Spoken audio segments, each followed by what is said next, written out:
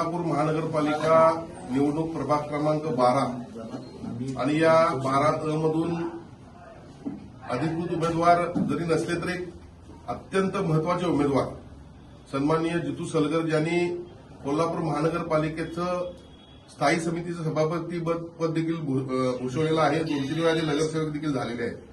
आज मला आपल्याला सांगायला अत्यंत आनंद होतोय की शिवसेना, भारतीय जनता पक्ष आणि राष्ट्रवादीचे महायुतीचे सर्व उमेदवार जे प्रभाग क्रमांक 12 मध्ये आहेत त्यांना सन्माननीय जितू सलगर यांनी बिनशर्त पाठिंबा देण्याचं या ठिकाणी जाहीर केलेलं आहे।